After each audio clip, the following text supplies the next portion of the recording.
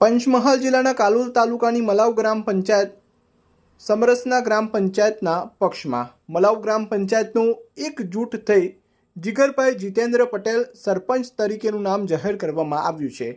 સાંસદ રાજપાલસિંહ જાદવ અને કાલોલના ધારાસભ્ય ફતેહસિંહ ચૌહાણની ઉપસ્થિતિમાં સમરસ ગ્રામ પંચાયત સરપંચ તરીકે જીગરભાઈ પટેલનું નામ જાહેર કરવામાં આવ્યું છે।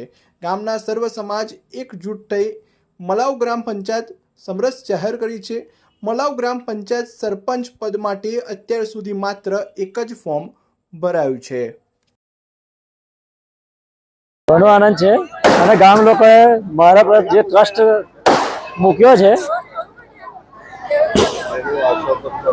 એની મને ખુશી છે। સમરસ થાય એનાથી નાના મોટા ઝઘડાઓ સમી જાય। પહેલાં તો એકતા વધે, બીજું કે યુનિટી હોય તો ગામમાં નાના મોટા જે પણ કામ હોય એ સરળતાથી થઈ જાય।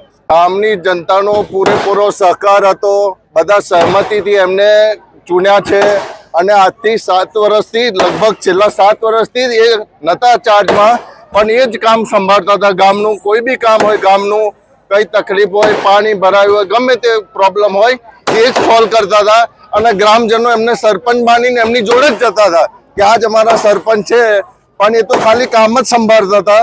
હવે લીગલી તો આ ટાઈમે સમરસ રીતે આવ્યા છે ચૂંટાઈને, એટલે ગ્રામજનો એમને પૂરો સપોર્ટ છે।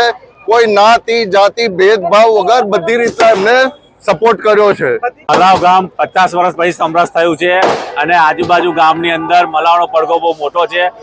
મલાવ ગામમાં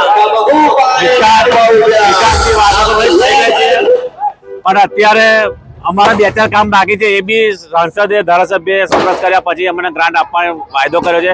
50 લાખ રૂપિયાની ગ્રાન્ટ એક્સ્ટ્રા અમને આપવાની નક્કી કરી છે, એટલે વિકાસની તો મલાવમાં કોઈ કામ બાકી રહે નહીં। અને 7 વર્ષથી આ ભાઈ અત્યારે સરપંચ તરીકે તો નિભાવતા હતા જ, અત્યારે લીગલી 5 વર્ષ માટે સરપંચ તરીકે અમે ગામના લોકોએ નક્કી કર્યા છે।